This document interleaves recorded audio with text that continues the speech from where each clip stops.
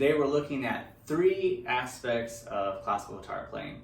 Number 1, the finger names. Number 2, right hand placement. And number 3, left hand placement. So let's start with finger names. Finger names are important because a lot of times we're going to have music and it's going to tell us which finger, whether it be a left hand fingering or a right hand fingering, works the best or is what the composer wanted.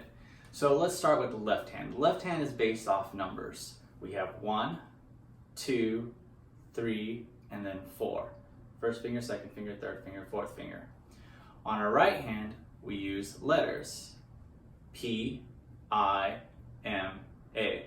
And these letters are derived from Spanish. So we have pulma, indiz, medio, anular. Sometimes if you're doing rasgueado, you might see C for chiquito, or some other composers might use Z or S. All right, let's now move over to right hand placement. All right, let's look at the right hand. So the right forearm should fall over the bridge, okay? You don't want to place your bicep on the guitar, so make sure that you have just your forearm on the guitar and it should be right above the bridge is a good place. The right wrist should be slightly raised when you're playing, okay? And then your thumb should extend straight yet relaxed. So as like you're giving a thumbs up, and you just turn to the side here. The fingers should be at the rosette, okay? And this should create a triangle. We can see in the view that I'm showing now. When playing a string, the finger should move towards your palm, creating a straight line from finger to elbow. So if I play, I'm not playing up, I'm playing back towards my elbow. Okay. As you play, you want to move diagonally, never straight up or down. So you should always move your arm back and forth as you're playing. So if I was starting on the E string and then D string, you can see that I'm moving diagonally. My forearm moves, and then my forearm moves back as I move through. So that way I'm always playing diagonally.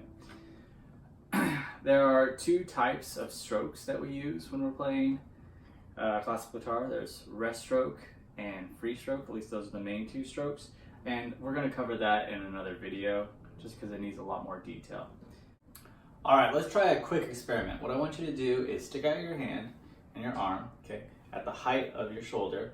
And what you're going to do is just open and close your hand. You shouldn't feel any tension when you're doing this.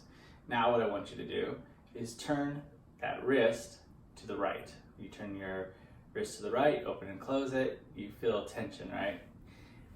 Turn it to the left. It's really hard to do. You go ahead and open and close. You're going to feel tension. And if you drop your hand and open and close it, you're also going to feel tension. So the only natural position, right, is when we have our arms straight, when we open and close our hand.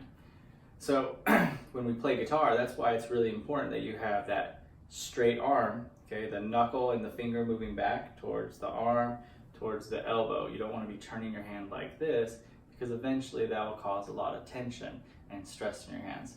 So be really careful when you play, prevent injury, and you'll have a lot more fun. All right, let's try playing some notes, okay? So back to the right hand, we're going to go ahead and use our thumb to articulate the open low E string. So here I go. So what I'm doing is I'm going to push down on the string and move my thumb back to that same place, creating a little thumb circle. So we place our finger and push it lightly towards the other strings. As we release the string, the thumb circles back to the low E string, okay? Not curving, we don't want to curve, we don't want to do that. We want to keep our thumb straight. I call these thumb circles, but in reality it's just thumb free stroke, okay? After we feel comfortable, try it on all the other strings and having your forearm move down so you don't twist your wrist, okay? We want to avoid this at all costs. So here we go.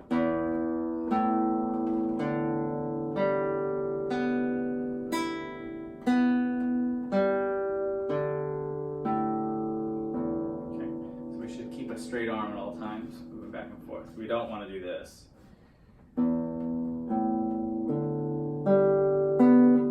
See how my wrist is changing position? not good. It's going to cause tension. On to the left hand. So when we're using our left hand, our fingers, we want to use the tips, okay, the very, very tip of our finger. So what we're going to do is we're going to bring our hand up, okay, let it rest below your neck. And you're going to pretend like you're grabbing a suitcase with a really huge handle, and then you're doing a bicep curl and bringing it up. So what happens is when you're playing and you place your fingers down, your thumb should be behind your first and second finger, kind of like you're holding a potato chip. I call it the potato chip rule because it's easy to remember. So here we go, I have my fingers.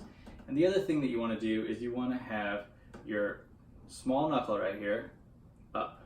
So that way your fingernails, okay, are even or flat is another way of looking at it. Okay, you should be able to balance like a pencil holding this position. As you place your fingers on the fretboard of the guitar, what you'll notice is you're moving diagonally. So if you tried balancing that pencil, it wouldn't work very well.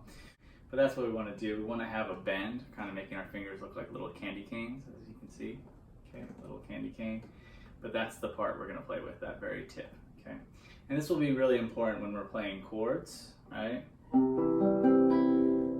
A lot of people, when they play a guitar, it sounds like this when they're starting out, because they're hitting, their fingers are bent down, and so that knuckle isn't up, and so it's hitting the other string. So this will help take care of that issue. All right, so let's try playing with our left hand. What we're going to do is we're going to take our first finger and place it on the high E string, 5th fret, and we'll just take our thumb to pluck that string. So make sure that you place your first finger behind the middle fret right here. Okay, you're going to be right behind it. And what you're going to do is you're going to just place the finger on the string. You're not going to actually put any pressure. So you should get that sound. What you're going to do is then start to slowly push the finger in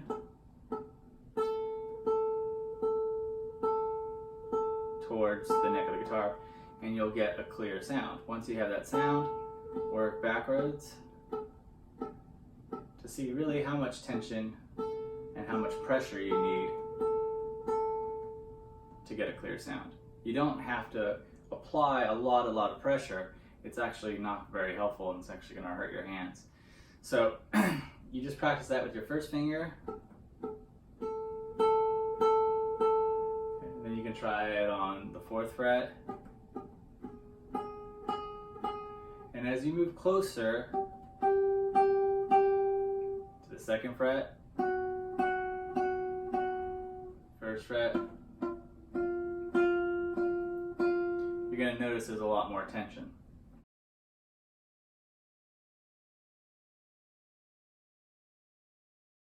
Alright, so here's an exercise that can help improve our finger strength. So we're going to start on the 7th fret, and we're going to place our finger on the 7th fret. We're going to go ahead and play the note, okay, with our thumb. Then we're going to go ahead and take our 2nd finger and place that down while we're keeping the 1st finger down. Then we're going to go 3rd finger to the 9th fret, keeping all 3 fingers down. And then finally our 4th finger to the 10th fret.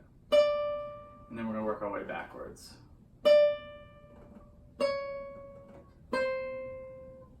Now, as you do this exercise, what you want to do is make sure that you're keeping your fingers close to the string and the fret. So whatever string you're playing and whatever fret your fingers are going to play, they need to remain right above. Okay? So you could even do this without plucking, just placing your fingers down and just trying to control them. Okay, it's going to be difficult, but it's going to help you develop finger strength very quickly. And then, once you're comfortable with that, you would move on to the next fret, the 6th fret, and you're going to just keep working your way down. Okay.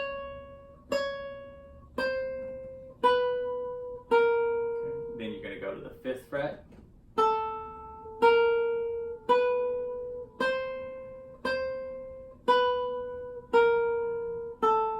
And as you do this, your fingers are going to start to stretch.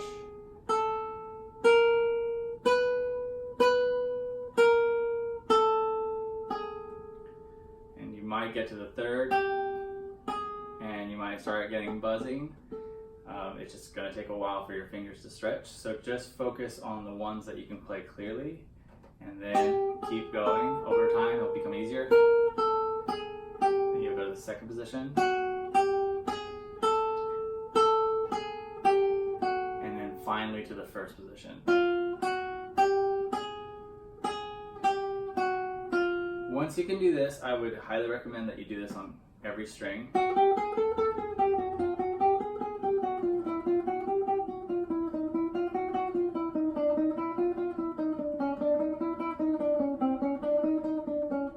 Okay, but don't do it so fast that you can't control your fingers. You should always be controlling your fingers every time. You don't want to play fast and then throw your fingers out here. Okay, you want to keep them really close to the fretboard at all times. So the exercise I just shared is also in a PDF below. If you're in 7th position, which the exercise starts with, it's in the music. It's going to have a Roman numeral 7, so V11. So for the exercise, it'd be 1, 2, 3, 4, 4, 3, 2, 1. Then we move to the 6th position. It would have V1 for 6.